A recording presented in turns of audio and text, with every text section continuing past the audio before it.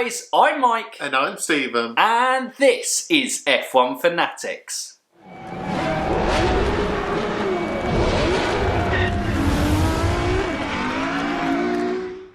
Welcome back to another classic race review, because Sundays are always race day here on F1 Fanatics. And there is just 3 to go. Oh. This is 3. 1 next week, 1 the week after, then racing is back in Austria. I mean, we really need to be careful here, because we don't want to jinx this. Because on Motorsport Manager, I do have a history of jinxing things by getting too optimistic. But we're hoping that in 3 weeks' time, racing is back in Austria. And here on a classic race review, we are looking at the 1981 Spanish Grand Prix, because it's Gilles Villeneuve couple of days. This was won by the late great Gilles Villeneuve, and obviously we're going to talk about throughout this why it was such a great race by him. But yeah, as usual in our classic race reviews, what we'll start off is we'll give you the race classification of, where everybody finished within the race. Then we will give our top 5 moments from the race for you to look out for. Important one to know, obviously all the other ones we have previously watched in full, but we were a little bit tight for time, and plus the quality of the actual footage was better on F1 TV than it was on YouTube that did have the full race, and that was in Spanish commentary, and neither of us can speak Spanish. Yes. So it wouldn't have really made too much of a difference. So that's, but we still pretty much, I think, the main points are covered within this race. Then we'll obviously do our off-track moment of the week, rounding off with our driver of the day, and then we will throw it to you guys and, ask for your top 5 moments, and hope you've enjoyed the classic race review up until that point. But shall we get into it, Stephen? Let's get into it. We're going to start off with the race classification, so here's how it finished. In first place in his Ferrari was Gilles Villeneuve. Behind him was Jacques Laffite in the Ligier by only 0.2 of a second. That'll make more sense when it comes up later on in the race. John Watson in the McLaren finished P3, completing the podium. Carlos Reutemann in the Williams was in P4, and Elio De Angelis in the Lotus was in P5. Nigel Mansell in the other Lotus was in P6, with Alan Jones finishing in P7, and he's actually one of the top 5 moments, so watch out for that one. Mario Andretti in his Alfa Romeo finished in P8. René Arnoux in the Renault was P9. Bruno Giacomelli in the other Alfa Romeo finished in P10. And Chico Serra, 11th. Keke Rosberg was 12th. Obviously would go on and race for Williams next year, being the world champion in 1982. But at this time, he was racing for Fittipaldi Ford. 13th was Patrick Tambay. 14th was Eliseo Salazar. Chilean. Not many Chilean Grand Prix drivers. That's an important one. I like the name as well. Salazar. Yeah. Didier Pironi actually did finish. He's one of them, but he finished 4 laps down. And Derek Daly in the March Ford finished 5 laps down in P16. Then we move on to our non-classified time. So non-classified was Eddie Shiva in the Tyrrell.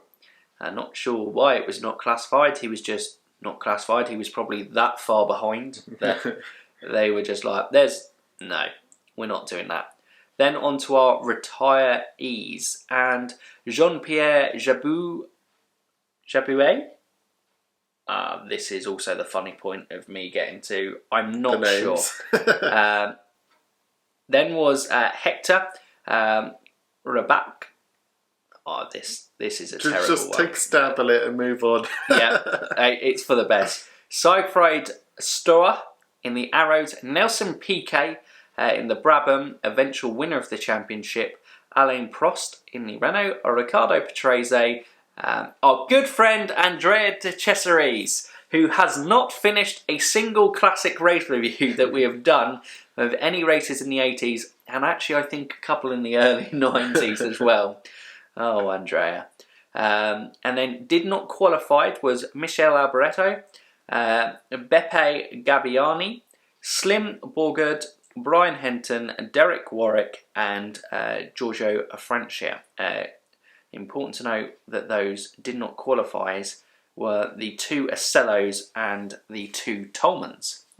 Very interesting. Obviously, in 1984, Tollman would be the home for a young Ayrton Senna. Oh. But now we get on to the main part of the video, and that is obviously our top 5 moments. So looking after points 5, 3 and 1 today is Stephen, and I'm 4 and 2. Looking after. Yeah, looking after them. You know, you're making sure you're feeding them, making sure they're well hydrated.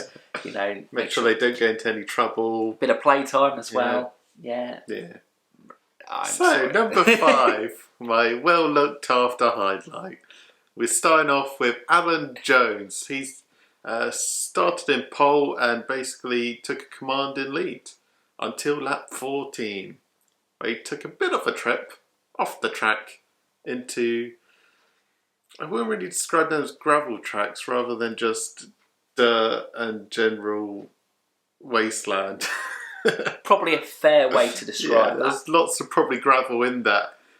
He got stuck and eventually got restarted again after lots of go! Yeah. And when he got pushed and he stopped getting pushed, he was like, keep pushing! But that was basically his race. He looked like he was going to command it from the get-go, dominate the race. But we didn't really see him again after lap 14. So, obviously the previous year's world champion. Yeah. But like I said, finished in P7 still, which is still kind of impressive, but it was a very strong Williams car. And he was still on the lead lap, so that was, no, the Williams car was very strong that year. I believe, I am correct, Nelson Piquet won it in the Brabham, but Williams, I think, still won the Constructors that year. But correct me if I'm slightly wrong on that one. But that moves us on to P4, and that is pit stops. And obviously we like winning pit stops, but I think they're always worthy. This is a point more to kind of look out for, because Didier Pironi had a similar, I think the same spot as Alan Jones went off, and his car looked like it was on fire. But then he got going again and managed to get back to the pits. And then I think it was just like revving the engine and whatever was going on at the back of it. It was crazy. And then obviously mechanics are looking and they look very confused just at this Ferrari going, what's there? And then the camera cuts away and we're like, oh, well, I presume Didier Pironi's just retiring from the race. Nope, next clip we're going is these Ferrari mechanics holding up the kind of top layer of the car on top of it, and another guy's looking at the engine.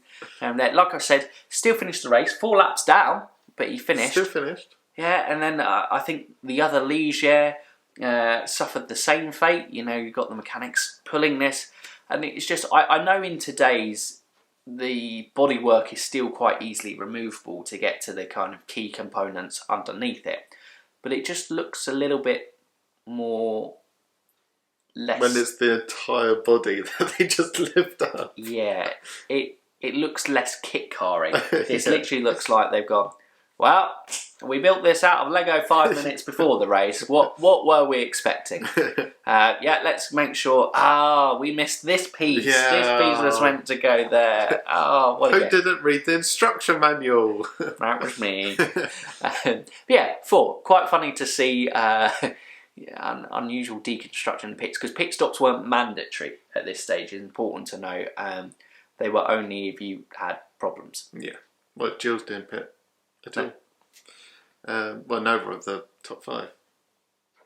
Trying to think. Quite a lot of cars didn't pit. So into number 3. And as we mentioned in the race rundown, there were quite a few cars that were a few laps behind in the end.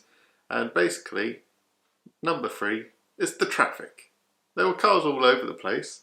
We had this chasing pack. And it was basically we were having the highlights, so we didn't see every single lap.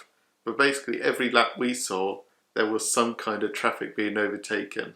It was just these cars flying around the corners, dodging traffic, basically. It made it interesting, though, because it was difficult to get past, and it was a very narrow track. Yeah, it'll come on to point number 2. But watching these cars, the lead cars, trying to manoeuvre their way through this traffic, it was difficult and made it interesting. And Gilles, I think, certainly used it to his advantage. He was very good at making his way through the traffic. But number 2 is going to be the fight for the lead, which was for the majority of the race, between Gilles Villeneuve and Carlos Reutemann. And obviously, I think Gilles either started in P3 or he made his way up to P3 by the end of turn 1. He overtook Carlos pretty early doors, and then for the rest of the race, it was pretty much a fight between those two before Carlos had to drop back as he had a gearbox issue later on in the race, which eventually led him to finishing P4 rather than obviously pushing for first place, which he'd done for the majority of the race. But literally, it was such an intense battle, working their way through the traffic. Yeah. No mistakes from either of them. No, literally large parts of the race, just Carlos was all over the back of Gilles, and it was just flawless. Just no mistakes. He got really close. A couple of points, it looked like he was actually overtaking, good traction, but then Gilles would come back. And yeah, it was just, there was no way past. Which moves us on quite nicely, I think. Yeah, I would just add in, I think this was the last Spanish Grand Prix held at this circuit. I believe so. Jarama, I think it was. It was very narrow for the tracks of that time. Yeah, but I still think though, although obviously, Gilles, I'll bring it out there, but I don't think it was that impossible to overtake because we still saw a fair few overtakes, especially from those cars in the lead. Yeah. They'd all made at least like one overtake, but there weren't lack of overtaking positions. It was just great defending. So yeah, on to highlight one. That is Gilles Villeneuve's greatest defensive drive, I think it's fair to say. As we mentioned, Reutemann, he had that battle with Reutemann for most of the race, but then in the end, he was having to defend against 5 cars of Reutemann's, Lafite, Watson, and who joined the back of the pack at the end? De Angelis joined at the back in the Lotus. And it was just this 5-car train. And Villeneuve had to do it for the entire race with this car, whoever it was, right on the back of him, chasing him down. He didn't make a single mistake. And I think we both said it was the greatest defensive drive we've ever seen from any driver. Yeah, obviously, at places like Monaco, you've seen great defensive drives. Obviously, the back end, one of our previous classic race reviews of that 1992 race at Monaco with Senna and Mansell and how intense that was, really at the climax of the race. But then that was only for a few laps. Yeah, this is literally Gilles for more than 60 laps, I think it is, was flawless. Like, pretty much near perfect. There were maybe a few times that the back end got a little bit squirrely, but he never lost the lead. He led every single lap from the point that Alan Jones went off. And that was incredible, considering this Ferrari was an absolute... It wasn't as bad as the 1980 Ferrari. That was a real dog of the car, but this wasn't a great car at all. They were having teething problems, I believe, with the new engine at the time. It was the first season with Gilles and Didier Pironi as teammates as well, and I think one of the Harvey Postlewhite, I think it was, designers of this Ferrari said, "I do not know how Gilles won in Monaco and the Spanish Grand Prix this season because it was a terrible car." Yeah. And it's like, I know how bad that car was, and that was incredible that he actually managed to win races in that Ferrari. Yeah. And literally just, it was so bizarre. We were saying, how amazing would that race have been to see live? Literally every lap. This was more than 10 laps that this 5-car train was going as well. Obviously, Reutemann had dropped back. There was, Lafite was kind of having looks at Gilles on the inside. Watson got a bit close to Lafite at times. I think De Angelis was looking, could he get past Reutemann as well? But yeah, it was... Could have had Piquet in the pack as well if he hadn't crashed out. Yeah. Could have been a 6-car train in the end. Yeah, no, it would have been absolutely bizarre. But yet, literally, the best defensive drive that I've ever seen, because it was just such a long period of time.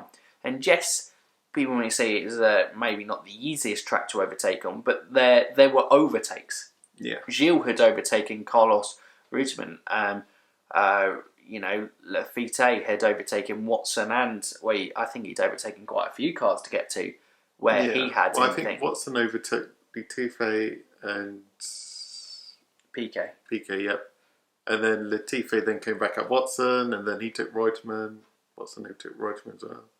Yeah. It was, and Lafite just by the end looked the quickest car out there by a long while, but just couldn't find any way past, and just his positioning of it, just like that is the most pressure when you are a driver, when you are in the lead and you have someone all over the back of you, because you know one mistake opens the door to them. Yeah. And he's had to deal with that entire pressure, and he didn't look like making a mistake in the entire race. That obviously we saw, it was highlights, but I presume if there had been a mistake, it would have made the highlight real. So, yeah, it was just incredible. Incredible. Yeah. So, off-track moment of the week. And for this one, it's quite funny because it just shows F1 was still in that early stages. It hadn't, drivers hadn't really reached celebrity status yet. They had a bit, but I guess it was back in sports. It was more accessible for crowds. So Nelson Piquet, he's crashed out. I think he got beached somewhere. Yeah. Jumps out the car and just starts walking back towards the pits. Obviously makes his way across the track as it is, when it was clear. And you've just got this panning of spectators, topless, we assume Spanish guys, just staring at Nelson Piquet as he kind of walks past, and Nelson's just kind of wandering by. It's bizarre because can you imagine in today's world, someone like Lewis Hamilton retiring from the race, walking through the crowd, and just going, sorry, he would never get back to the pits. He would be swarmed and gone so much. So yeah, it was absolutely mental moment. Yeah. Just to kind of see how far the sport has come and how the driver's access has changed so much. Yeah. Driver of the day, Driver of the day. Well, I think it's a bit obvious, this one. We are going for the race winner, Gilles Villeneuve, for that spectacular defensive drive. I think we've touched on most of the things there. Yeah. Terrible car. Had to defend the entire race. And he did it. Yeah, just absolutely incredible drive. I don't think we can say anything more than that. And an honourable mention does go to Lafite, because he was flying in that Ligier. He was really great, and he himself, just had made overtakes. I know obviously the pace of Gilles and Reutemann obviously slowed up. Reutemann with his problem with the gearbox, and Gilles obviously, it just wasn't that great a car. But still, he was flying, absolutely. But there is only one man that this drive of the day can go to, and that is Gilles Villeneuve. And what a brilliant drive it was. Obviously, sadly lost his life a year later, but probably the finest of his 6 Grand Prix wins. Yeah. What a guy. What a guy who always drove on the limit. And if you want to know a little bit more about Gilles, the next F1 Legacies on the channel is out tomorrow at 6 PM UK time, where I welcome David onto the channel, and we basically chat about Gilles and his legacy for an hour, and just, absolutely incredible. His, starting career back in snowmobile racing, absolute mental. A brilliant driver who sadly we lost his life too soon. But that's it from us today, guys. If you're new around here, what can they do, Stephen? They can they can subscribe, and they can ding that bell. Ding that bell. And make sure you're getting involved in the comments below. What were your top 5 moments from the race? Like we said with these things, probably not worth doing your drive of the day unless you did have a different one, but it was a pretty spectacular drive from Gilles. What was your off-track moment of the race as well? It was just another fantastic race, and a fantastic kind of climax to the race as well, because it was so tense. Would one of them make a mistake? you know, would one of them crash out? There was so much pressure. They were literally just on the back ends of each other's cars. It was crazy to watch, but really enjoyable, and definitely would recommend it. But that's it from us, guys. So for now, you F1 fans, keep racing.